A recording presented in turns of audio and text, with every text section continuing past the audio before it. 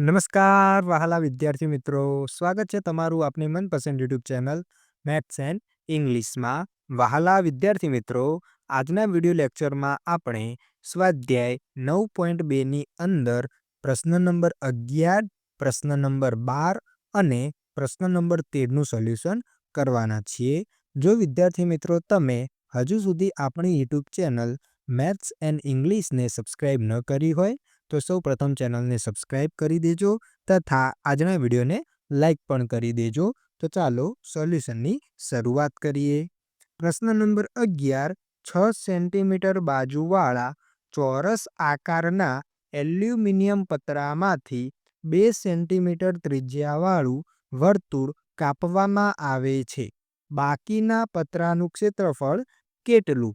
તો ઉકેલ જોઈએ તો અહીં ચોરસની બાજુની લંબાઈ આપેલી છે 6 સેન્ટીમીટર અને વર્તુળની ત્રિજ્યા આપેલી છે 2 સેન્ટીમીટર. તો સૌથી પહેલાં આપણે ચોરસનું ક્ષેત્રફળ અને વર્તુળનું ક્ષેત્રફળ શોધી દઈશું. તો આપણે લખીશું ચોરસનું ક્ષેત્રફળ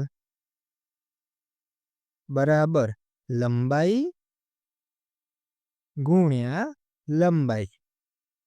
હવે આમાં આપણે કિંમત મૂકીએ તો લંબાઈ આપણને આપેલી છે 6 ગુણ્યા 6, તો આપણને મળશે 36 સેન્ટીમીટરનો વર્ગ. હવે આવી જ રીતે વર્તુળનું ક્ષેત્રફળ શોધીએ તો આપણે લખી દઈએ વર્તુળનું ક્ષેત્રફળ બરાબર પાઈ આર સ્ક્વેર. હવે આમાં આપણે કિંમત મૂકીશું, જેમાં પાઈની કિંમત આપણે લેવાની છે 3.14 અને આર સ્ક્વેર આર આપેલો છે 2, તો 2નો વર્ગ એટલે કે 3.14 ગુણાકારમાં 2 ગુણ્યા 2 એટલે કે આપણને જવાબ મળશે 12.56 સેન્ટીમીટરનો વર્ગ. હવે વિદ્યાર્થી મિત્રો, આપણે શોધવાનું છે બાકીના પતરાનું ક્ષેત્રફળ. તો આપણે એવું કરીશું, જે ચોરસનું ક્ષેત્રફળ મળ્યું છે તેમાંથી વર્તુળના ક્ષેત્રફળને બાદ કરી દઈશું, જેથી આપણને બાકીનું ક્ષેત્રફળ મળી જશે. માટે આપણે લખી શકીએ છીએ બાકીના પતરાનું ક્ષેત્રફળ બરાબર ચોરસનું ક્ષેત્રફળ માઇનસ વર્તુળનું ક્ષેત્રફળ. હવે આપણે આમાં કિંમત મૂકીશું, તો કિંમત મૂકી દઈએ 36 ઓછા 12.56. હવે આપણે બાદબાકી કરી લઈએ તો આપણને બાદબાકીનો જવાબ મળશે 23.44 અને પાછળ એકમ આવશે સેન્ટીમીટરનો વર્ગ. હવે આપણે નીચે લખી દઈએ, આમ બાકીના પતરાનું ક્ષેત્રફળ 23.44 સેન્ટીમીટરનો વર્ગ છે. ત્યારબાદ હવે 12મો દાખલો જોઈએ, જેમાં આપણને કહ્યું છે એક વર્તુળનો પરિઘ 31.4 સેન્ટીમીટર છે. તેની ત્રિજ્યા અને ક્ષેત્રફળ શોધો. તો અહીં વર્તુળનો પરિઘ બરાબર 31.4 સેન્ટીમીટર આપેલું છે. હવે આપણે જાણીએ છીએ વર્તુળનો પરિઘ એટલે 2πr બરાબર 31.4 થશે. માટે 2 એમના એમ, પાઈની જગ્યાએ 3.14, આર એમના એમ બરાબર 31.4. હવે આપણે આરને સૂત્રનો કરતા બનાવીશું, તો આર બરાબર, હવે આ જે દશાંશ સંખ્યા છે એને હું અલ્પૂર્ણાંકમાં લખી દઉં 31 અને પોઈન્ટ કાઢી દઉં તો 4 અને નીચે આવશે 10.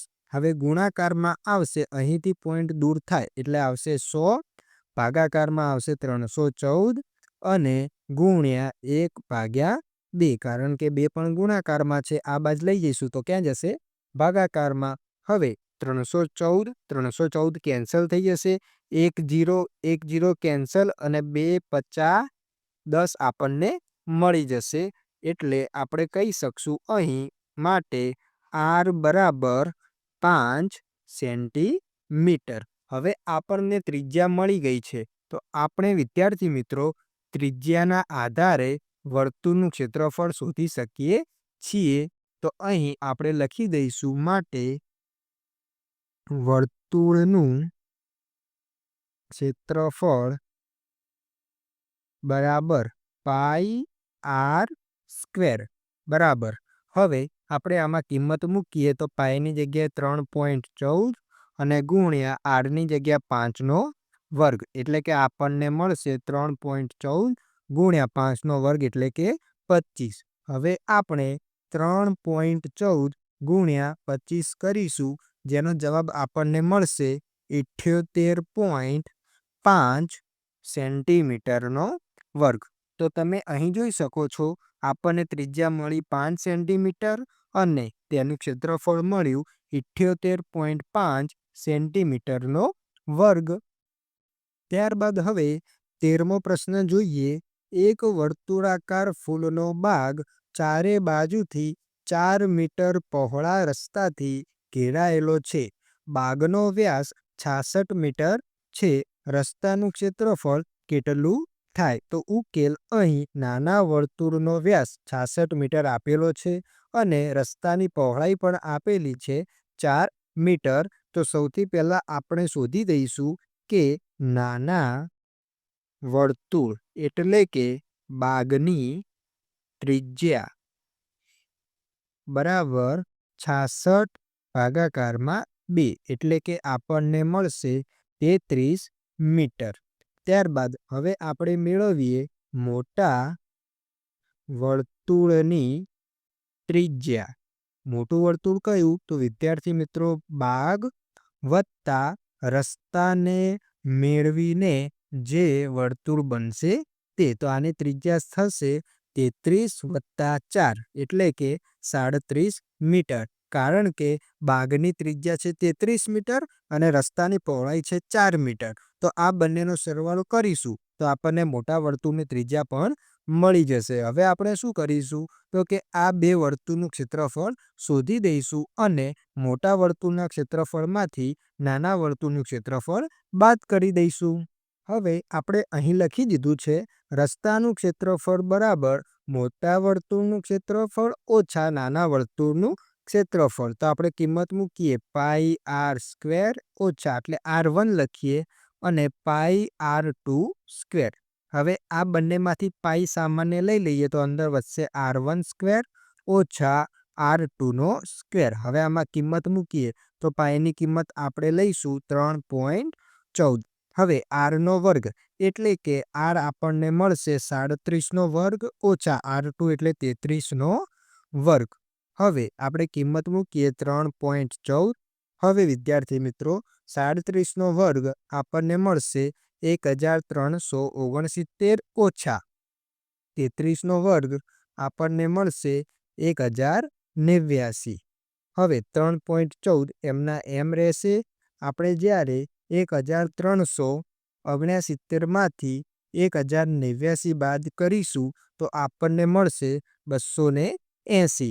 એને હવે 3.14 વડે આપણે ગુણીશું તો આપણને છેલ્લો જવાબ મળશે 879.2 ચોરસ મીટર. અથવા તો તમે મીટરનો સ્ક્વેર પણ લખી શકો છો. આ બંને એકમો સાચા જ છે. આથી આપણે નીચે લખી શકીએ છીએ આમ રસ્તાનું ક્ષેત્રફળ 879.2 મીટર સ્ક્વેર થાય. તો વિદ્યાર્થી મિત્રો અહીં આપણે સ્વાધ્યાય 9.2માં પ્રશ્ન નંબર 13 સુધીના તમામ દાખલાઓનું સોલ્યુશન પૂર્ણ કરીએ છીએ. જો તમે આની આગળના દાખલાનું સોલ્યુશન જોવા માંગતા હોય તો આપણી YouTube channel maths and English search કરો અને તેમાં તમને દરેક દાખલાનું એકદમ સુંદર મજાનું સોલ્યુશન મળી રહેશે. મળીશું એક નવા વિડીયો સાથે. જોડાયેલા રહો મેથ્સ એન્ડ ઇંગ્લિશ યુટ્યુબ ચેનલમાં. ધન્યવાદ.